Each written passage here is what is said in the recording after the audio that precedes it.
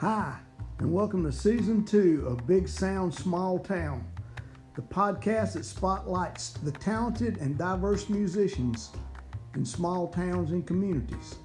This season we're branching out to include the community of people who make it possible for musicians to be able to perform their music, the producers, the recording engineers, the venue owners, and many others, and as always, the small town musicians. Remember, small town doesn't mean small talent. Hear their stories.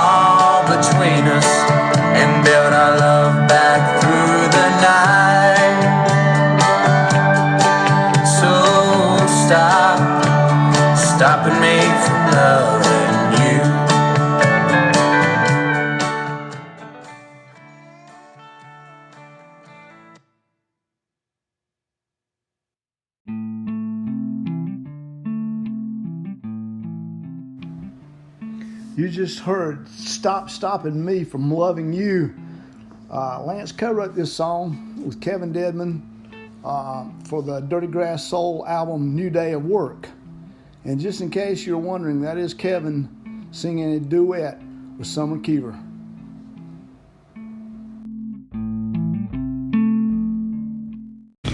Today on Big Sound Small Town, we're in the Earl Scruggs Center. And my guest is Dirty Grass Soul's bass player, Mr. Lance Watson. Yeah. Welcome to the show, Lance. Thanks for having me, man. Man, I tell you what now, I'm sitting here with local royalty at the moment. No way.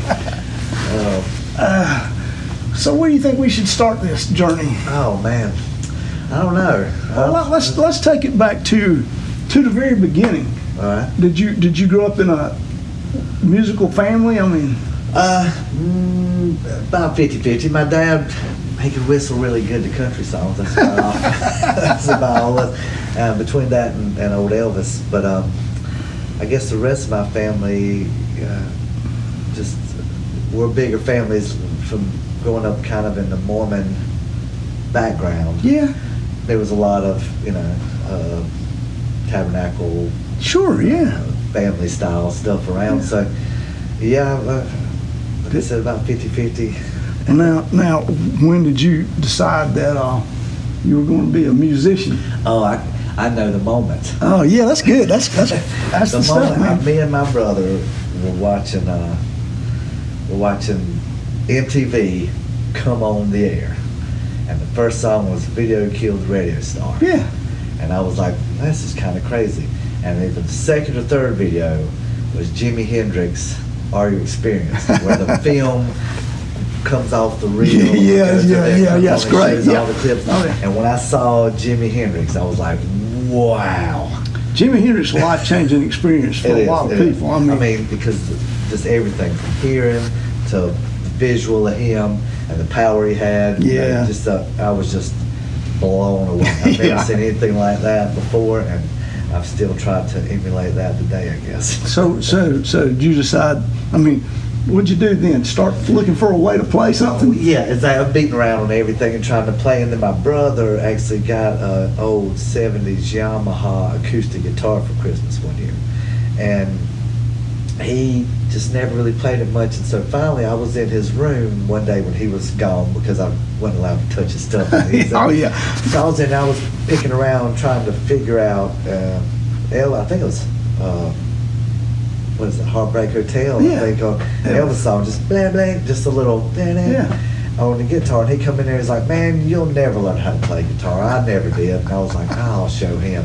And I think just by him saying that was enough of a spark to drive enough to keep me going. Because if he wouldn't have said that, I probably would have done what he did. I would have just sat it down and went outside and climbed the tree. That's strange too, because it could have changed your whole life. Yeah, exactly. And by him saying that, made me, and I started out on the acoustic and learned chords and learned some things, and I always had rhythm. It was the one thing I didn't have to work on. It was just embedded in me.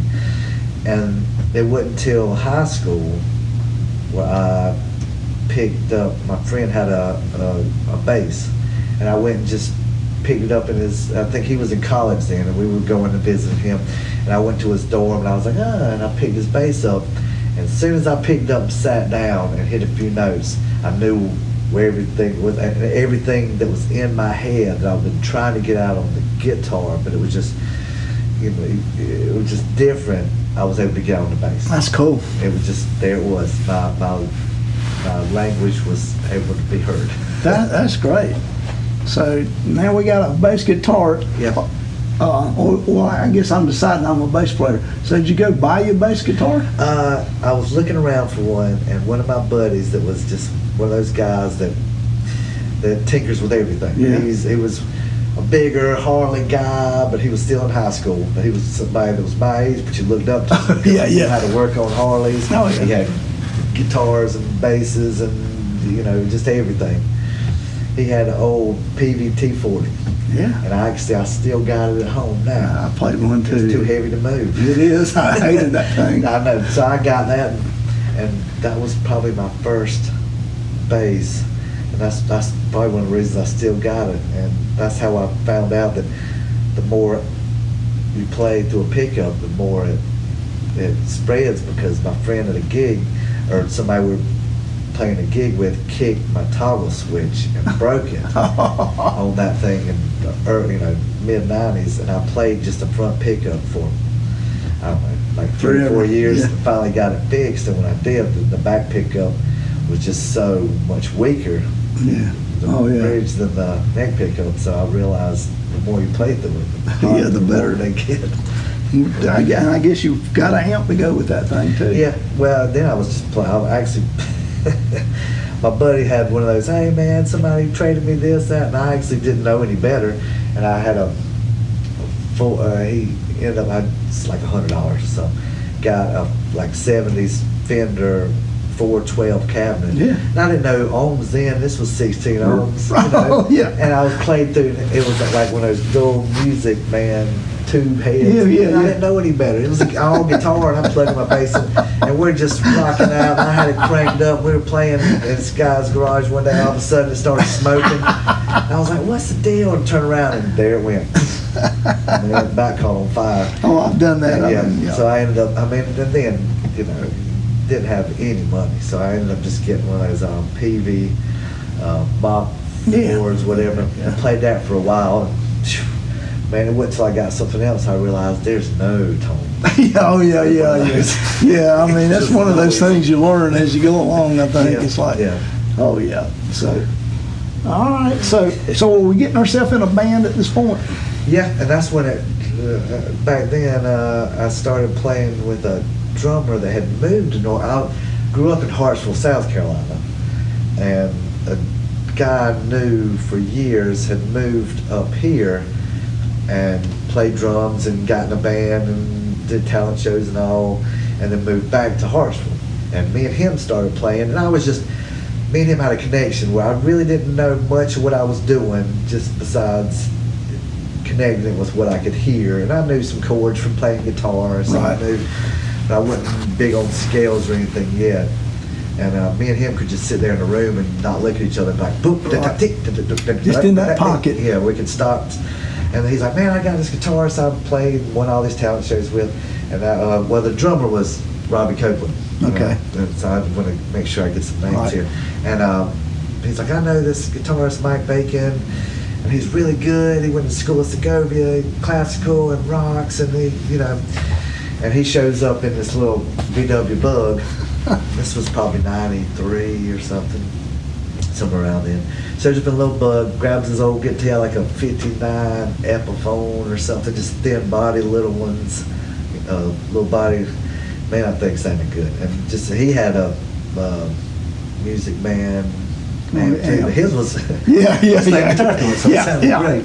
And we got together and started jamming, and we like, man, we got something. I mean, because we just had some songs, Dreams of the Envious, just these old, just none of us could really sing that good, but we just felt it. When you feel it, there's magic there, no doubt. Yeah, so how'd you wind up here? Through Mike Bacon. His parents had a 2-story cabin with 260 acres in Golden Valley, which was empty at the time because his parents lived in Atlanta. So we were like, it was empty. So and there was an in-ground swimming pool and everything else. So I moved up there. Let's see how it went down. I remember we all went there the first time we moved. We all moved in together, boom, and had a ball, wrote 60 songs, so jammed all night outside. Allman Brothers' house, big house. Yeah, had a ball, and then moved to Atlanta and on and on. But then we split up because we wasn't sure. Then got back together. And the second time we moved up there in like 99 or 98, I was able to quit my job first, so I moved up there, and then everyone slowly moved up afterwards. So I was up there in this house down at Duncan Creek Road, Suttles Road, which is about a 5-6 mile gravel road, so you can hear people coming. Oh yeah. So when they finally moved up, I was like, man, I got to learn how to wear clothes again. When nobody lived there, then there was hardly even the internet really. It was slow. So phone never rang. We didn't have cell phones. Still don't get service up there. That's true. You don't. So we just. Yeah, that's how I ended up here. I just stayed up here. I just loved the area, and it felt like my grandparents are from, Tennessee and the mountains and all. Just felt natural. It felt at home. And yeah. So my soul just felt at ease in the mountains. So I've enjoyed staying here. So y'all moved to Atlanta during that time after living up there? Oh yeah. We moved in. Talk about the Atlanta years. So actually, it wasn't really that long. We moved up there thinking, oh man, we're gonna make it. And, when you're young, you have your eye on the prize. You think, man, if I can just make it to the top of that mountain, we've got it made. So we moved to Atlanta, rented a studio that was just as much as an apartment for a 10 by 30 little area, to soundproof room to practice in. And you didn't make any money because nobody paid anything. So we were playing around, and our big claim to fame that I was talking to you about earlier was we went to Masquerade and saw Dred Zeppelin, and man, that was just a show. And Masquerade was a 3-story bar that downstairs was hell, and there was disco and all that music. Middle story was purgatory, and it was pool tables and just a bar and just whatever you wanted to play on radio. And upstairs was heaven. Rock and roll, and it was a stage, and that's Black Crowes. I don't know if they got signed there, but they got noticed there. I heard stories they did, but so many people have played there, and it's just an old mill. So we saw them, and we gave them a demo that we had just cut, all proud of it. And the guy told us, the booking guy was like, man, if we like you, it's going to be 6, 8 months, maybe even a year before we can get you in here. We're all slam booked. And we're like, all right, man, we know how it is. Just, thanks for the opportunity. So that was on Friday, and then Saturday, Blind Melon Shannon, the lead singer for Blind Melon, passed away, and they were supposed to headline that following Wednesday. So they called us Monday to fill that spot. We was like, what? No way, man. Yeah, sweet. Totally, yes. So we are all psyched about it. And we get there and we're in the green room. We're just like looking around going, man, all the cool people that's been back here. Oh, yeah. You know, it smells like throw up in regret. Yeah. Perfect. Oh, that's great, man. So we end up go out there and we jam and everything. We were the last band. And we get done. And they have this elevator that, it takes you straight down to the parking lot. So we loaded all our stuff, took it down there, put it in an old VW van, walked back up the stairs all proud, like, man, I wonder if we get paid for doing this. We headlined, we took my mail spot. We go up there and the door's locked. And get paid nothing. That's just how it was in the 90s. I mean, if people didn't say your name when they handed the money over, you didn't get it. So that's just the way it was. That was our big moment. That's when I realized, maybe making it isn't just about, who you open up for, who you play for. It's about enjoying the music, because we had a ball playing. Oh, yeah. So, I mean, that's what even now, I mean, if we would have got paid, I wouldn't have the money now, but I have the memory and the story. Yeah. And stories you can't buy stories, you have to live stories. Oh, yeah. My wife always tells me that I put too much color in my stories, but I was like, you have to paint the picture and you have to see it. Or you do. The fun of the story is in the details. Well, and I have an analogy about that too. Yeah. Mine is a hamburger. A story is like a hamburger. Yeah. If it's just a piece of meat and 2 pieces of bread, pretty tasty deal. It's all the stuff you add to it that's what makes it a good story. And that's the same way with the story, how you embellish it. Exactly. She's like, you use your hands a lot. I'm like, well, I mean, you can't paint a picture without them. yeah, that's right. So that's how we run our course for a while and had a great time, and we're brothers, and we still all talk, and we'd like to try to get back together, but we wrote such complicated songs because we're like, we don't, then our Mike was like, we don't want anybody to cover our songs. We wanted to be so difficult that nobody else can do it. We were like a power trio kind of thing. And I was like, cool, man, yeah, man. So we did that, and then now I'm like, it's actually an honor if you hear someone doing this song. It is. You want it to be simple enough to where somebody else wants to cover that. We can do that song. We can't do that song. That's too hard. Yeah, we can't. But the problem is now, if we get back together, we can't do it anymore. But they were great then. Even listening to them now, I'm like, man, can't hardly remember how we did any of that. Yeah. So, but yeah, it was a good time, and it was a good learning time for me because Mike was really good. He would tell me, he's like, hey man, here, you need to learn the skills, learn this, learn that. So he would always show me some scales, stuff to work with, exercises. And even though we were playing all day long or all night long and every day at the farm, which is the place the house we live in, that's what we call it, when I'd lay down, go into my room to go to sleep, I'd sit there and I'd go over the scales. I'd go over scales till my hands hurt, my hands started cramping, I'd shake it off and do it again. Start slow, that was where I cut my teeth. And people don't see that. People see you on stage and it's like, they just think it happens. Yeah. I mean, they don't see you there doing it. About 25 years to, exactly. and I'm still learning. I'm not saying I'm good at all. And like I tell people, I'm a magician, not a musician. That's good. Because I move around, slide a hand. I make you think. I'm doing more than what I am. Yeah, you're like, man, he's great. It's a high energy thing that you bring. Yeah. Did you always have that high energy back to me? I don't know what it is, but I always, just once we hit that first note, it's like, I don't know, something just comes over you. Yeah. And I'm just like, man, I got to make every show that I play better than the last show. I don't know what it is. I got to put 150%. It's just like it's like I sit back and let whatever happens just take over and just go. And I'm not possessed by the music. I'm not the best musician by far. Not the best bass player. If you sit down and play bass, you're probably better than me, but No, I don't you know, think so. but I enjoy what I do, and I want to. Just something about I've always loved like the early Grand Funk Railroad Yeah, it's stuff. great Just stuff. Something about Mel Sacher, or however you want to pronounce it. Yeah. There's different ways people do it, but just something about just all that raw power, just something you can just summons.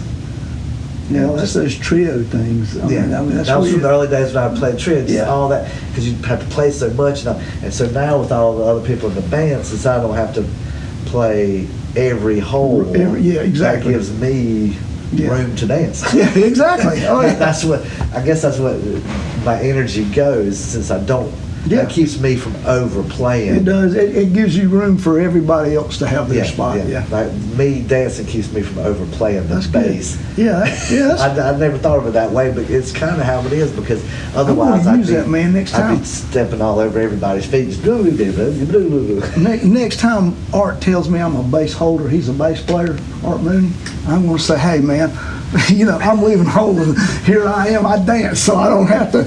I could play. Exactly. I could do better, but man. Yeah, Art's way better bass player, but I might have a step or two on. Yeah, he can't dance. Yeah. No, but he is. Oh man, he is. And he's not much of a harmony always singer. I love you, Art, but we're talking about you. Oh yeah, I've always admired Art. Art's a fine bass player. Back in the Dancing Hobo days. Oh yeah. Well, think about being the bass player that replaced him in that. That would be me, which he's never really let me live that down. I can't believe they stooped that low. No. Yeah, but I can play other instruments and sing harmony. Yeah. You can't, brother. Yeah, there you go. There you go. And I can dance better than you too. Yeah. So, Yeah. Well, what gets me back around to playing with Kevin and all now is what I've been through. It's the perfect time in my life to be where I'm at playing, because if I were to try to just jump right into playing with Dirty Grass Soul after Mike and them coming from the trio, Ravens Ferry was the band. Oh, I wondered what the name was. Yeah. You didn't bring that up. Yeah, the Ravens Ferry. Okay. The name probably might have a lot to do with that. I'm not going there, man. Once we started, we just thought, man, we can't change the name now. We're too far in.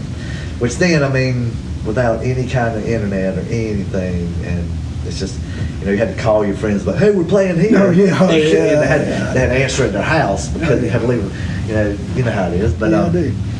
Anyway, after that, I couldn't see myself playing drums with anyone else than Rob, because we were so in sync. Right. So I had old mandolin at the house. Somebody gave me one, just nothing really. And I had some friends come over because I'd moved out of the farm and lived in Falston in the back house from where I am now. Okay. And I had some friends come over, and Wes Hull and Tracy Snow come over. And Wes was like, yeah, I heard you got a mandolin, man. You mind if I see it? And I was like, yeah, Wes, it's a little hard to tune. Let me tune it up. And he just grabbed one of my guitars, the acoustic, started picking. I was like, let me tune it up. So I tuned up the mandolin and never handed it over. We started just playing the two. Playing around, and then we just kept playing around. And then I started learning fiddle tunes. And, I realized, I'm not a really good soloist, but like I mentioned, got that rhythm chop, yeah. So, man, I could chop the crap out of it. Then I ended up getting an old Kentucky, and that thing just had the bark to it. Right. So I had that, and I could play some Bill Monroe, some licks. I'm not a soloist, like I said, so if you hand it over to me, I'm just gonna noodle and play the scales as fast as I can. Yeah. I do the same. Yeah. So, but playing that for a while, I couldn't imagine playing bass in a bluegrass band. Just that 145 tick-tock. Oh yes. That, Trust coming me, that is, yes. Coming from playing jazz, rock, and everything else we were doing, that's like, yeah, it is. It's like your world stops. Yeah, it does. So, but I learned how, coming from a whole different acoustic angle and playing the mandolin that way. When I started playing, wanted to crank the amp back up, out, getting to pull the old energy back out. I had a little better appreciation. Were you an energetic mandolin player? Did you dance when you played mandolin? Yeah, I swayed my hips a little bit, I'd say. I don't know. I had people say so. I don't know what I'd do until someone says something. Right. Because, I mean, back then nobody was really filming, you know. Right. So So you didn't see it? I figured I'd move like everybody else does, you know. Yeah. So I saw film.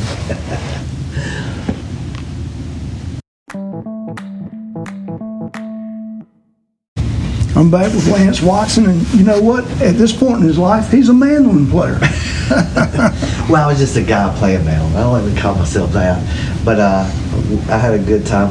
Then was in a band with, it was Dirty Bird Special. And that was with Harold Terry on banjo, which is a great banjo player. And Lee Buff was playing stand-up bass. He passed away in a motorcycle accident a few months ago. Oh. And we had then Brian Flynn on guitar and singing, and Wes Hole on guitar. And it's kind of switched a little bit. We got Travis Denton on guitar and singing some. But it was just a straight bluegrass band, and I enjoyed that because it was something, like I said, I wouldn't have been able to play bass then doing it, but the mandolin was busy enough to where it was kind of coming from the same angle as my bass, and from there it got me to, like, you know, playing now with me and Kevin and all the guys. I mean, I might as well mention all the guys. Yeah, you should.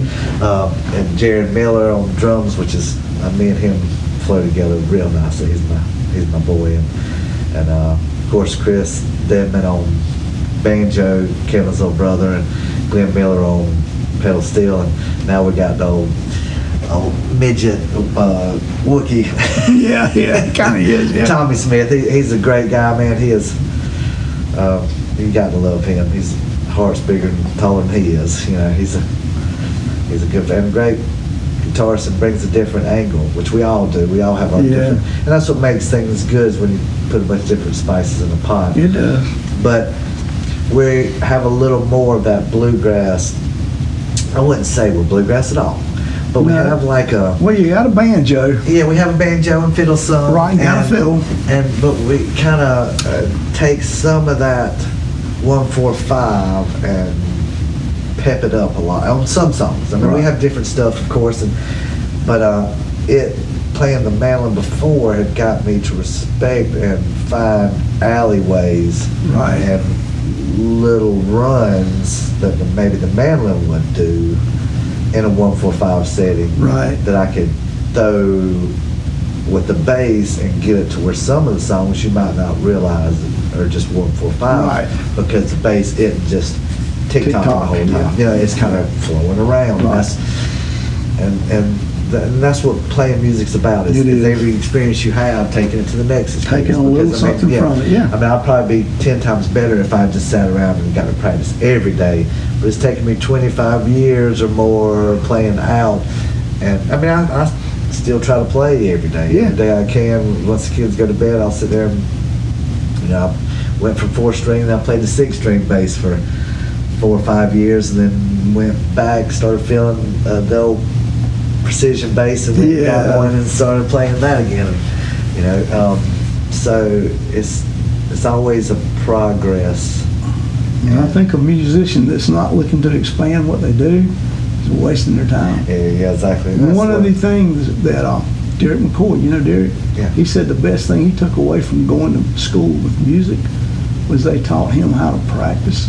The fact that if you're playing something you're familiar with, you're going nowhere. It's you got to stretch it. You got to find something that you can't play. And learn to play it. Well, that's what John Hartford said, that I love John Hartford. You know, everybody can sit around and play, you know, all the old traditional songs. It's the ones that find different ways to play it or play something new and stretch it. Those are the real musicians. That's funny you brought that up. I'm a fiddle player, and John Hartford has been one of my favorites. And of all the people, when you're learning, you're picking stuff, his is totally different than standard fiddle player. He's got a little different thing that is just, it doesn't fit in traditional Yeah. fiddle playing stuff, you know? Yeah, that's what makes That's why him stand nobody out. covers it too much, you know? Exactly, he's got his own, and he plays like he, and that's what you really got to do. What do you like him? He dances too. Oh yeah, when he can play, and play. Oh, yeah, man. Man, I've got the first Merle Fest on video, and he's sitting there. He's got the stage mic'd Right. with effects on, to where he's tuning. He's going dong dong dong dong dong. Oh yeah, that's And then he typical. finds that, and he all of a sudden it just starts tearing it up. I'm like, I saw him in man. Telluride, took his fiddle, jumps off the stage, and he does kind of like the Pied Piper. He's fiddling, he's got a snake line going, everybody's behind him dancing, and just, I mean, that's an entertainer Oh there. yeah, I mean you can't. It's natural. That's one of the things I like. I'm like I've told you before, I'm not a bragger because there's nothing to brag about. Everybody's got things they're great at, things they're not good at, things. Yeah, I have more bad things than I do good. Exactly, and that's how it is. But like when we played the cruise, the country cruise. Yeah. So, Yeah, y'all went on the cruise, my yeah. goodness, I just have to bring that up because to me that's like, I mean, making it to me is just being happy, and that's what I'm finding out. We talked about it earlier, making it musically. But once you start to get a little in the 90s, earlier on, you're always like, man, we got to reach the top of that mountain, and if we get there, all our problems are solved, and life will be great, and whatever. And what is that really now? You know, if I would have made it, I'd probably be dead now. Yeah, I mean, I do understand that, yeah. Totally, because I mean, Excesses. Excesses of fame. Yeah, exactly. So I'm grateful that we weren't, and now people say, you know, man, y'all are climbing, you're making it. I'm like, I'm happy right now. Right where I'm at today. A beautiful family, and be able to play music and have so much fun with it and pay the bills with it. So all that matters. And pay the bills with it. That's the key. That's all I ask for. Yeah. I mean, it'd be nice if somebody packed up our stuff. Sure. Oh yeah, a road crew. Yeah. But it's like all of a sudden you reach this point. What, you guys don't have roadies? We have a lot of we have drunk people wanting to help us out on the show that you don't really want. That's about the extent of it. Yeah. But I mean, they're all great people. But it's almost like when you get enlightened. Beforehand, you're busy. You think you're feeding the machine. Everything's got to happen. You're going along, and you're just thinking, everything's. And then, if you were from the Buddhist angle, which I've read a lot about that, but I'm definitely a religious person. Is that moment that you would become enlightened, where you realize that living in the now and taking a breath and enjoying the moment you're at right now is the present. I think always the cliche of. And it's the best presence. part of living, really. Yeah, I mean, if you're living in the future, you're anxious. If you're living in the past, you're depressed. But living right now, you should be at peace with the Sure. present. Because you can't change it. You could prepare for the future, but it's really, you can't.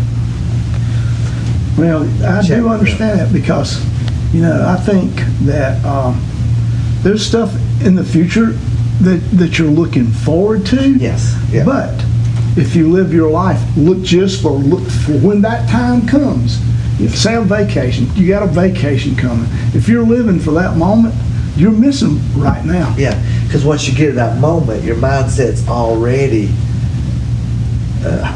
looking forward to where you can enjoy your time then, because you're still in that mode of what's next. Exactly. So, the next thing. Yeah. And that's what I was saying about that. Like I said something about cruise. It's just that when we're on there, I realized, things like that. To me, is getting a vacation, but the difference between there was way better musicians on there. Oh yeah. I mean, there was some Nashville pickers that were just amazing. But a lot of them, I was watching for sound check because I'm all checking everybody out. Because there's music and I. Sure. And there was a lot of them. I mean, everybody was great. The bands were amazing. They were, but some of them some of the acts that were named after the singer or whatever, just his band. Right. You'd see the bass player with the tablet, learning the songs during sound check. The drummer would have Mike stand up, which, hey, they're way better musicians than me if they can make that sound good. But they're playing to that song right there. And they're hired guns. Exactly. And I knew right then, I was like, look, we might not be as good pickers as them, but we got chemistry. And we know we've got each other, you know, we just do what we do. It got us here. And I realized that the other bands, like I said, they're all great. We had a blast, and every one of those guys were nice as they could be. You know, we had a ball, and we get the guy invited back. So that's good. Doing it with Charlie Daniels is coming here. But they were Nashville pickers playing country music, right? And we were country boys playing music. Yeah. And I guess that is the difference in that people really responded to it. I was blown away because I was, you know, I'm looking at these other guys like you always do. When you look at somebody on stage, like, man, those guys are way better than us. Oh yeah, I do that all the time with no matter who it is. Yeah. And then to hear them come to us afterwards and compliment us was just like, wow. Oh, that's always great. Yeah. And the feedback and the friendships we made, the camaraderie of the whole deal. Yeah. It's just been outstanding. And it was crazy because we had become good. There was bands from Louisiana, Baton Rouge area and all, that were really good. So we were sitting around one of the last nights, me and Kevin there, at one of the inside little bars inside the ship, and the bass player and drummer comes in there and we're all talking. And I realized when I looked and saw a few people walk back, because most people were from like Minnesota and Canada and Arizona and Oregon and just all over. Right. It surprised me how many people from everywhere that came to this.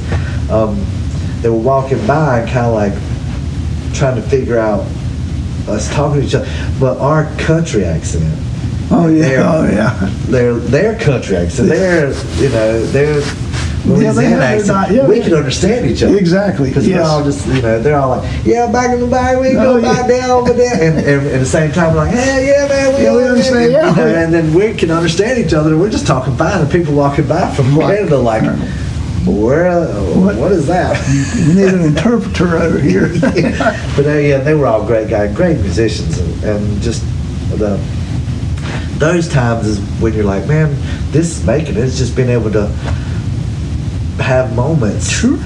Enjoy all the moments. Right. That to me is, like I said, the alignment, the moment where you realize the now is better than anything.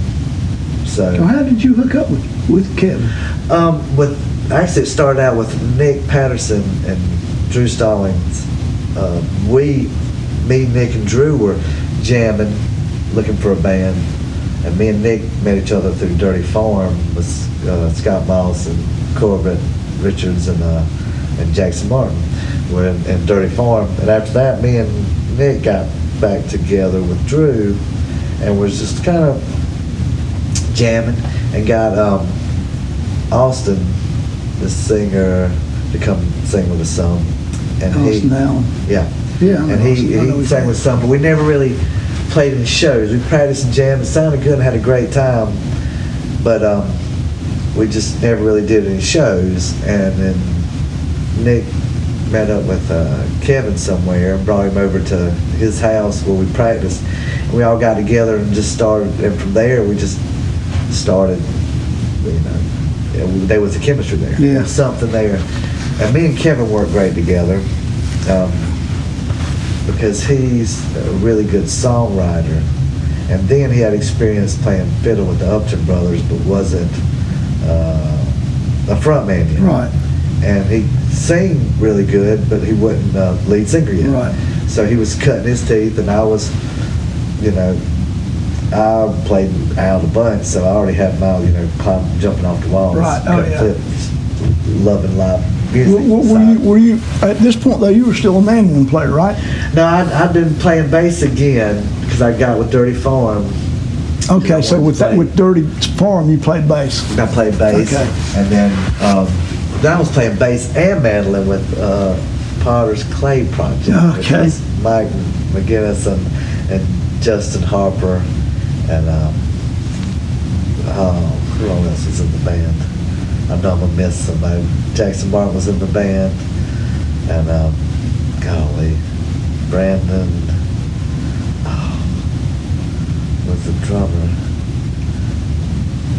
Oh, it's been a while. Yes, I do understand that. Yeah, I do. Trust me. I'm terrible with names anyway. So, but I was playing with those guys, mandolin and bass, switching off. So when I started playing with 30, well, then it was just us. We didn't have a name, and we started playing. And just I knew something was there. This was a little bit way different than anything else. And I knew me and Kevin had a chemistry, and me and Nick's always had one. And Drew, we were great, and we just started jamming and playing, and the phone started ringing more than really Nick and Drew could play at that time. So we had a tough decision to either sit there and keep saying no to everybody that calls, and then they won't call back. Right, yeah. Or, move on. Keep the train rolling. So we made a tough decision because I love those guys and I miss those guys, and we still try to keep up when we can. But life's busy. Yeah, it is. Life's busy. We just kept plugging along, and me and Kevin work great together because he writes great songs, and I help put a little tweak on it. He's gotten better to where I don't do it as much. Well, from time to time, it just depends on the song. But he's great at writing the songs, and I was always good at helping arrange them or adding little riffs or nuances or standing there, just putting, helping like him arrange them all. Yeah. And we work great together like that because if I write a song, I have to sit and try to sing it to him. I'm not, the greatest singer to record on an album. So if I write something, I have to play it for him and let him sing it. And just because it sounds way better. Oh, yeah. I do understand that. I have to do that. But I think we work good together, and we've been friends and haven't, it's hard to find someone that you don't clash eventually. True. We've been together since 2011, and, even brothers fight way more than we do. Yeah. Yeah, the two of them, I'm sure do. Yeah. Well, yeah, they've had their moments, but I think they're way past that now. So we went acoustic for a while, and that's when we got Chris to start playing. He'd sit in every now and again, but when we went acoustic, we got him to start playing with us. And I'd play the stand-up, or I had acoustic bass, or the mandolin, or rhythm guitar, whatever the song needed, and we'd play that. And, we always knew we had something. The chemistry was there, and if it was meant to be, it would fall into place. So that's when we slowly started getting. Then we got Josh Allison on drums first, and he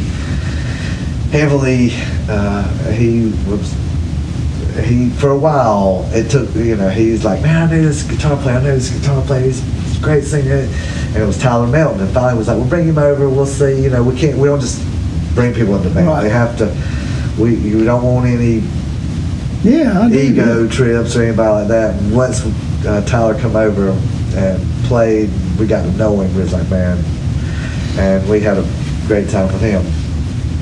And then Josh, he had to work on the weekends to go to school during the week, so we had to find another drummer, and that's when Jared came along, because we had Glenn Miller's by then playing with us some. Oh, you'd already had him. I think him and Tyler actually, their first show together was at Legal Grounds. Okay. And neither one of them knew it was the other one's first show. Oh. They played with us.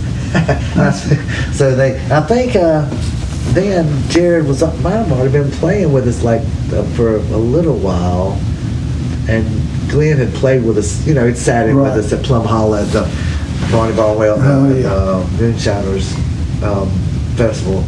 So we had played shows with Glenn, but I think that was his first show. So neither one of them said it was their first show to each other. So they're looking at each other for the changes. Yeah, exactly. But I mean, we had a great time, and from then, finally after we did that for a while, Tyler got done with school, got him a great job, and needed to spend a little more time. All right. Yeah, you do that. Yeah, Okay, come with his sure with his lady. So Tommy had told us early on, first time he was playing with Bent Blunt then, and said, "Man, I tell you what, you guys are exactly what I've always been wanting to play with. If you ever have an opening, you have to fight me to leave." And we're eating those words now, because if we ever want to get rid of him, we're going to have to. And he made a great addition. It's different, and we like to draw on everybody's strength. Right. So we're still finding Tommy's. He's a great guitar player, but we still, he's more of a rocker, so we have to throw some old rock songs in there. Sure. Sure. That's a good story, man. Yeah. It's a great story. Well, there's, everyone has. What's the future hold? Well, right now we're just writing. I think we're still trying to write the best song we've written. That's you always need to do that way. The best song you've written, you haven't written yet. So we're just we've got some. Actually, Wednesday we're getting together, and Kevin's wrote some new songs. We're going to go over them, tighten them up, arrange them a little bit, and get ready to go back in the studio too for too long, and finish up. Hopefully, have another season. New project before the end of the year. That's great. Well, I know you're a busy guy, and I appreciate you taking time out of your schedule to come do this. Oh man, thanks for having me. I was honored. I couldn't believe I'm just a bass player. Yeah, well, hey. I'm a bass player. No, man. No, you have a great story, and I knew that you would, and I do appreciate you doing it. Well, thank you.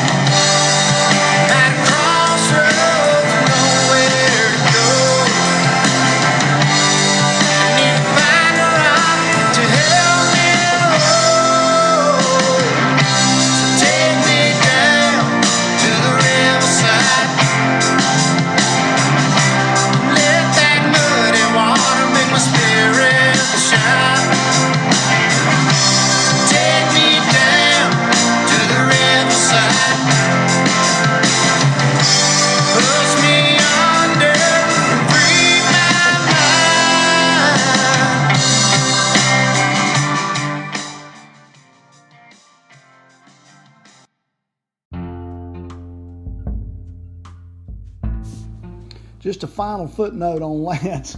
He asked me to make sure he thanked, in his words, his amazing wife, Blake, for supporting him all these years and putting up with his arse. He also wanted to make sure to thank his children, Luma, Jude, and Evie Rose. Well, thank you for listening, and we'll see you next time on Big Sound, Small Town.